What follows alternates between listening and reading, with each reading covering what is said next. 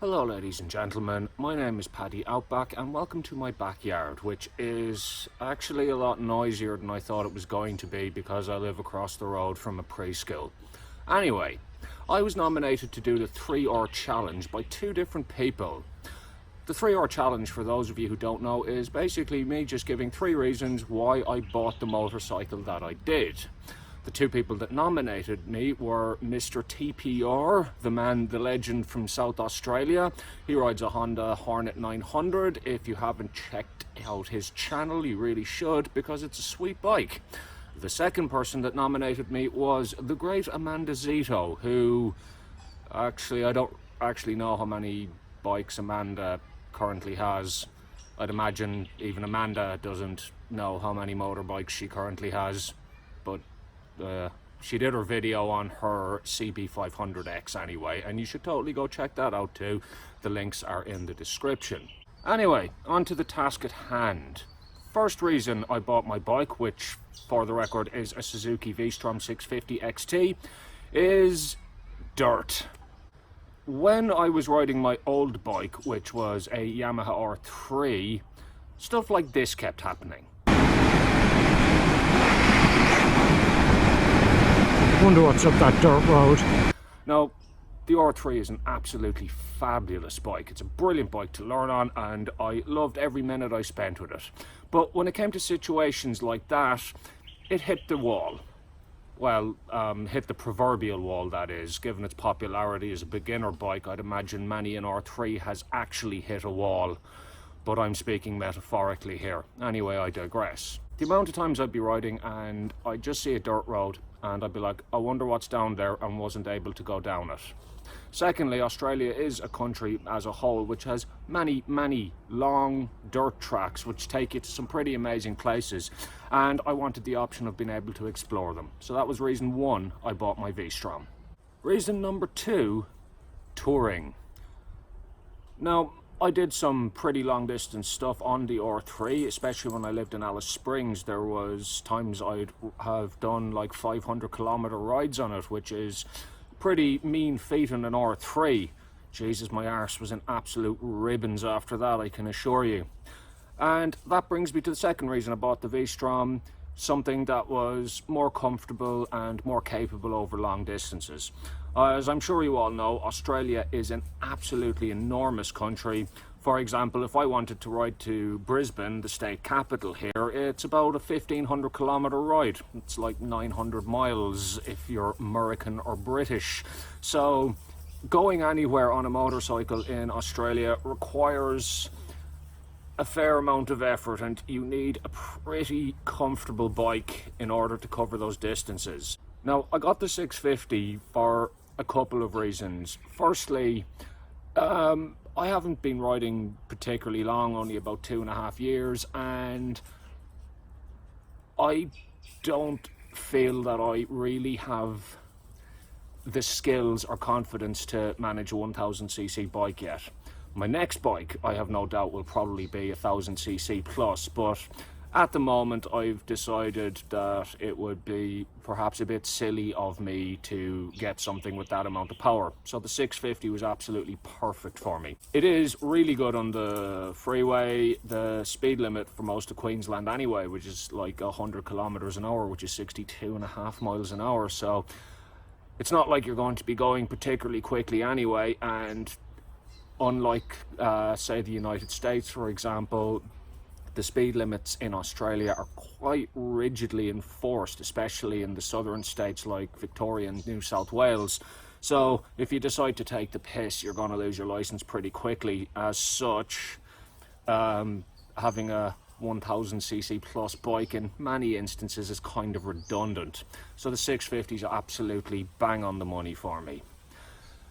There are 1 or 2 things that will need to be done to the bike in order to make it, I suppose, truly comfortable on those long journeys. The foot pegs need to be lowered. I find that my knee is at quite an acute angle when I'm riding it.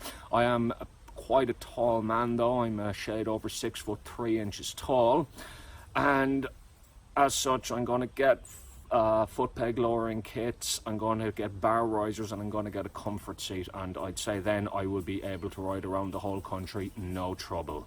So that's the second reason, touring. For those who have been watching my channel a while, I did mention plans to do a tour down the east coast of Australia a few months back, which I haven't gotten around to. Numerous reasons for that.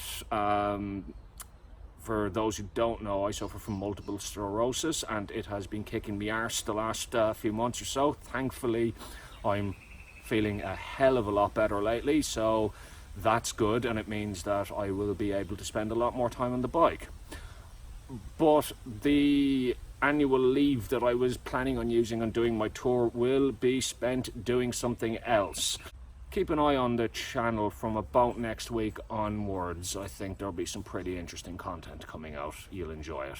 So the third reason I bought the V-Strom 650 is reliability. All V-Stroms are legendarily reliable. They have a well-deserved reputation for being completely and utterly bulletproof. And in a country like Australia... Riley, stop it! Sorry, my dog's gone a bit mental there. I've no idea what the hell he's barking at. Anyway, in a country such as Australia, reliability is very, very important. Australia is huge and mostly empty, so if you're, for example, riding in a remote part of the country and you break down, you're gonna have problems. You're not gonna have a good time. And given that I'm not exactly the greatest person in the world with a socket set or what have you, I need something that I can be fairly confident is not going to break down. The other bike I was looking at the time I bought the V-Strom was a Benelli TRK 502X, which was about $3,000 cheaper than the V-Strom and came with absolutely everything. Riley! Out! Stupid dog. Anyway, it came with like crash bars, knobbly tires, all that sort of stuff. As a value proposition, it was way better than the V-Strom, but they're unproven, reliability-wise, that is. And if I was, for example, to break down in the middle of nowhere in, say, Alice Springs or Kalgoorlie or wherever the hell I may be, they're going to have parts for a V-Strom. They're not going to have parts for a Benelli. Come here. Come here. This little arsehole's ruining my video. Aren't you, boy? You a good boy? Yeah. Give us a kiss. Give us a kiss. Good boy. Okay, we've now come to the part of the video where I have to nominate 3 people to also do the 3-hour challenge. Apologies if you've already done it already. Anyway, I'm going to nominate Hippodromes, who owns a really awesome Triumph Street 77765, and I'd love to hear his take on why he bought that. The second person I'm nominating is O2 Big Kev. And Big Kev has exactly the same bike I do, a V-Strom 650 XT. As such, I'd love to hear what his rationale behind buying the bike was and what led him to purchase it. And the third person I'm going to nominate is Epic Adam. Now, Epic Adam rides I think it's called a Sinus. It's like a Chinese 125, and poor lad's been having a few problems with it lately, so basically I'd just like to know what the hell he was thinking buying one. Speaking of Epic Adam, for those of you who don't know, him and I were involved in a bit of a race recently to see which one of us would hit 500 subscribers first. And thanks to the shout out I got from Amanda Zito, I won by an absolute mile. I got like 50 subs in 36 hours or thereabouts, which for me is an absolutely massive amount, and I thank you all so much for subscribing. I really do appreciate it. Anyway, Adam now has to do his forfeit, which is riding said Chinese 125 on the M5 motorway in the UK, which should be interesting. He has to film it as well. He has 3 months to do it.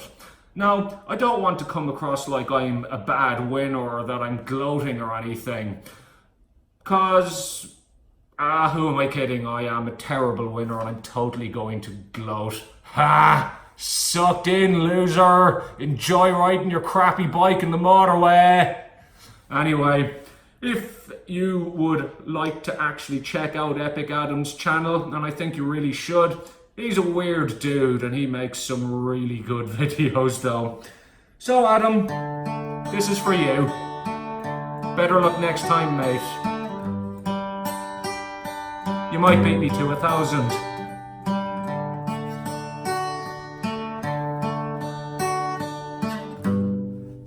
See you later.